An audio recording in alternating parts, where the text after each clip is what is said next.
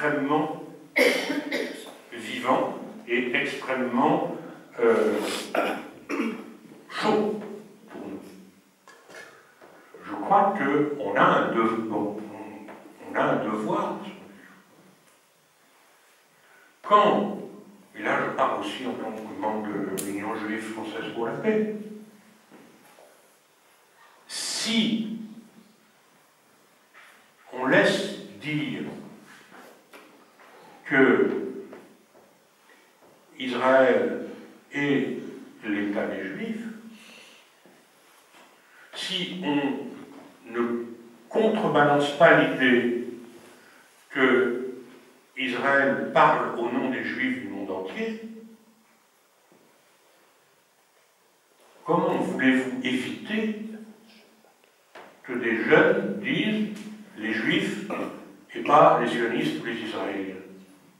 Comment voulez-vous que cet amalgame que Netanyahou vient faire et provoque en France même n'aboutisse pas à des déclarations dont on va nous dire qu'elles sont antisémites? Bien sûr que le terme de juif va sortir des bouches de ceux qui ne font que les entendre dans ces conditions-là. Moi, j'ai un petit peu de temps. Bon. Je veux vous raconter une anecdote qui n'est pas scolaire, mais qui est la première fois que je suis allé en Israël-Palestine. C'était en 2002, cueillette des olives, à la Toussaint, le long de la construction de la barrière de sécurité à la hauteur de Tulkarem, et arrive on va dire l'événement classique, c'est-à-dire, bon, c'était émotionnellement assez fort parce que les champs étaient d'un côté, le village était de l'autre. Ils savaient que c'était la dernière fois qu'ils arrivaient à franchir le chantier pour avoir leurs olives. Vous voyez la situation. Et pendant la cueillette arrive, ce qui arrive souvent, c'est-à-dire la Jeep de l'armée israélienne, avec les trois gamins qui sortent de la Jeep effrayants et effrayés, surarmés et bon, qui viennent voir, qui ne savent pas ce qui se passe, qui viennent voir. Donc les trois internationaux, comme on dit qu'on était, vont au contact. Il se trouve que c'était des gentils, on discute en anglais, et ils sont bons, sans problème. Et la maman palestinienne qui dirigeait son chantier de cueillette nous remercie avec effusion en nous disant, bon, avec la traduction bien sûr, nous vous félicitons pour le courage dont nous avions fait preuve, alors que réellement, bon, il n'y avait rien de courageux dans cette affaire. Et on lui dit, et elle me dit, mais elle nous dit, face à ces juifs, moi je suis juif.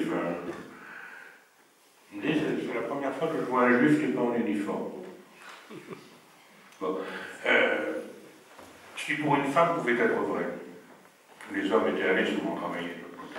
Mais, donc, si vous voulez, cette amalgame juif, israélien, sioniste, dramatiquement, Netanyahou vient de faire à Toulouse, devant le président de la République, en disant Juifs de France, si vous voulez être en sécurité, venez en Israël. Et à ce moment-là, le président de notre République a été muet. Bon, c'est quand même un problème dans cet amalgame. Donc, je relis ces choses de cette histoire scolaire, qui n'est pas que scolaire, et qui concerne toute la jeunesse, bien sûr, et de la manière dont elle peut percevoir cette affaire-là. Alors, je crois qu'il y a pas mal de pistes de discussion que nous pouvons avoir à partir de là. Je crois que ce travail-là est un début. On va continuer le groupe de travail continue. J'ai envie de dire, s'il y a ici des gens qui sont de près ou de loin prêts à y participer, on prend les noms et il y a de quoi s'occuper. C'est pour les manuels scolaires, c'est pour la littérature de jeunesse, c'est pour la presse jeune. C'est un travail en permanence à faire.